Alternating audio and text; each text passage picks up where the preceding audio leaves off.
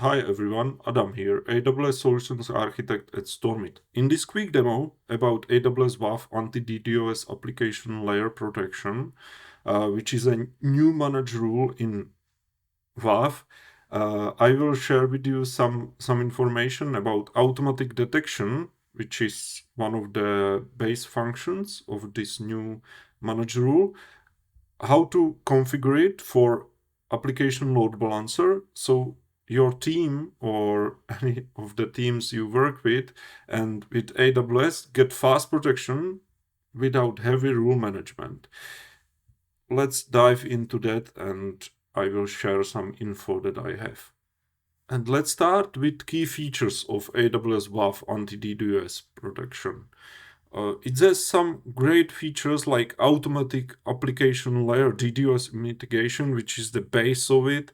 It has everything inside one rule, but there are some configurable things inside, which I will go through in my demo, and you will get to know them very well from what I will show you. Also, it brings accurate protection with these pre-configured rules. It reduces the heavy lifting of configuring and managing these rules yourself, which is great about all managed rules in AWS WAF. It's configurable, as I already mentioned, so you can also set it up for specific paths only in your application or specific file types, which is, I think, the default option that works inside the rule, and I will show it to you. Here is just a simple picture from old AWS WAF console. As you can see, it currently costs $20 per month, which is great, and tiered fee model with requests. So if you already know AWS WAF pricing, you will probably understand this, because other managed rules like bot control has the same base. So you pay something for the rule and it's tiered with requests. And here is a simple overview of what you will get in this configurable rule set from AWS. You set sensitivity levels for challenging the DDoS traffic and blocking DDoS traffic. There is some default options there, set it up. I recommend you to go through the documentation too. I'm able to describe everything here, so if you really need to put this into the production environments without any testing, and you just need to understand a little bit better what it actually does, I recommend reading also the documentation. But I will go through that also in the console itself, where I will try to describe what is what. There are also 3 configurable sub-rules within the managed rule, which you can see here under rule overrides, where you can set it up what should happen with challenges through the event, DDoS requests, and other stuff. Again, I will try to describe this a little bit more in the console. And how the detection and mechanism works. AWS doesn't share a lot of information about it, so this is what I got now. The baseline for the protection updates every 5 seconds after you will set this up. It is functional 100% after 15 minutes of running in this rule, and there is no prior traffic log analysis capability. This is actually one really useful thing. If you already had some problems in the past, like even last week, you had logs in WAF, you had everything in CloudWatch, for example, some logs even from CloudFront. You cannot use them with this detection and mechanism, so you just need to set it up first. It will get the baseline, it will get functional within 15 minutes, but you cannot analyze the old logs. How the protection works. There is something called challenge. If you already know it from other AWS WAF rule, basically it challenges the user, or in this case it can be a bot, with some kind of challenge that we all know from other providers or even other protections. It automatically differentiates between DDoS and flash crowds. This is potentially because AWS has a lot of information already about these things from intelligent protection that they used for many years in Shield Advanced.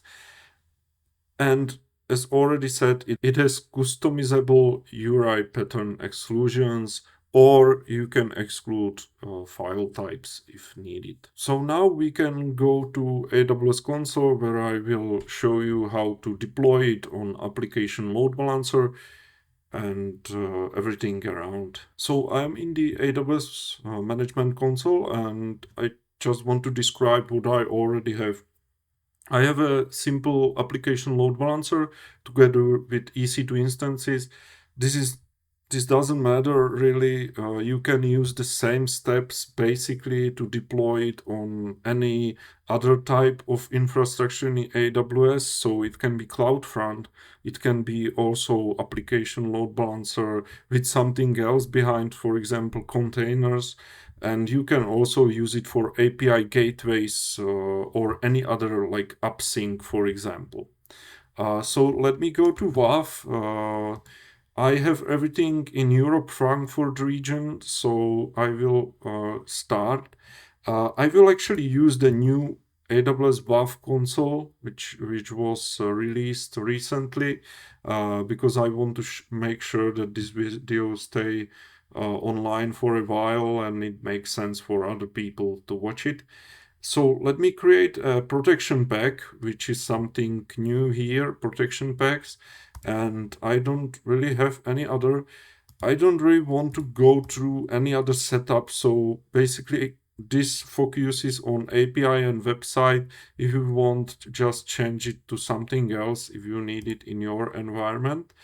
I will actually add resources, and it will be regional resource, and it will be my load balancer as I already described. You can potentially, if you already have rules, you will have to do it differently, but I will build my own pack here from all of the protection that AWS WAF offers. As I already said in my video, it's an AWS managed rule, so I have to select this and go next. And actually it's paid, so it's not one of those here, but it's here. So it's anti-DDoS protection for layer 7 attacks. And I will click on this, and this is where it starts and basically also ends, because it's really simple.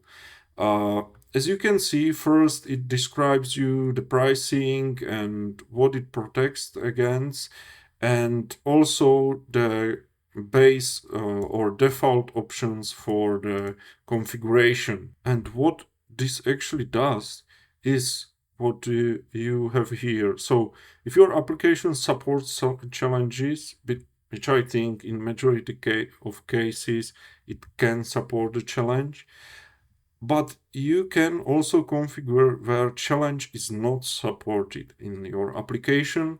And as you can see, here is the default regular expression. If AWS will change it in the meantime, so I will just show you what is here.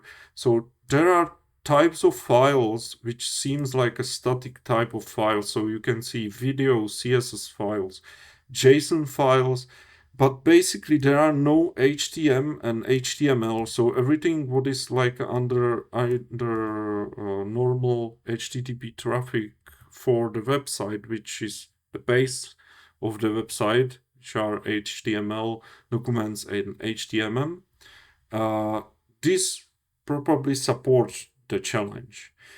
So these are the ones that don't support the challenge. So basically this protection will not work for them, and or at least the one that is with the challenge will not work for them. So you don't have to be afraid, for example, that there will be sudden challenges in API paths, which would be really strange for people, because I think some of the requests are going behind somewhere in the backend or something like that. So you don't want to challenge people with every of these requests. And as you can see, other file types. Just make sure that what you need is here. Otherwise, I would leave it on default with load balancers and it should be okay. You can even add other regular expression, or you can remove it if you think that your application basically supports all of the challenges with all of the files that are going through the WAF from your application. And what we have here, so basically you can read it here, but what this means, the challenges for DDoS traffic here are set to high. So it means they will not happen that often.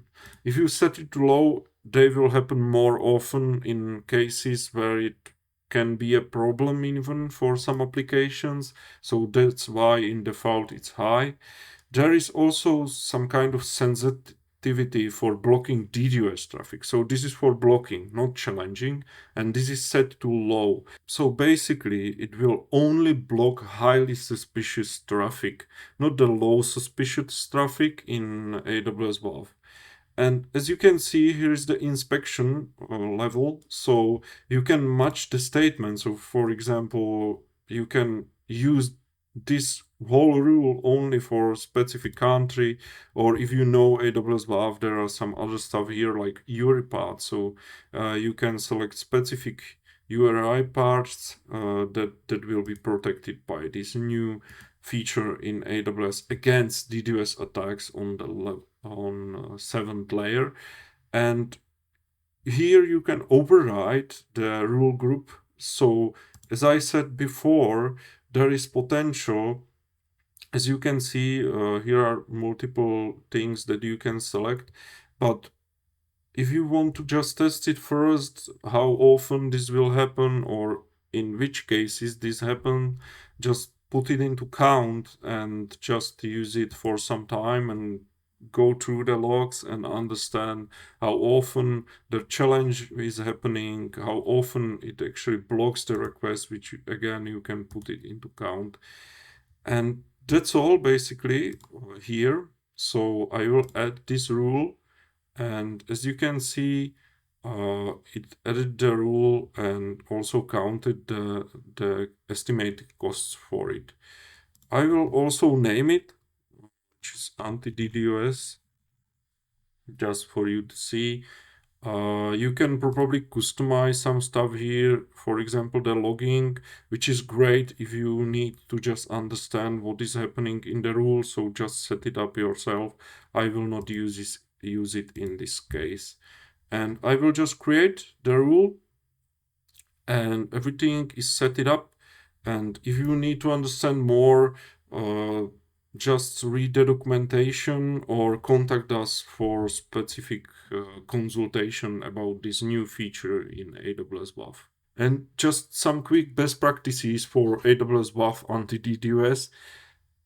First thing, activate the protection during normal operations. So turn on the protection when the traffic is normal. So for example, you don't see any DDoS attack, because the baseline has to be set on the normal production traffic. So please avoid enabling it for the first time during an active incident. This is really a good best practice, because I don't think it will work very well without this step. And also, I think, as usual in AWS environment, validate in staging first. So I would try, or you can validate in production if you know what is how to work with the rules in AWS WAF, because you can set them to something called count, and you can count the requests that would be blocked and just go through them, little bit understand what is happening behind.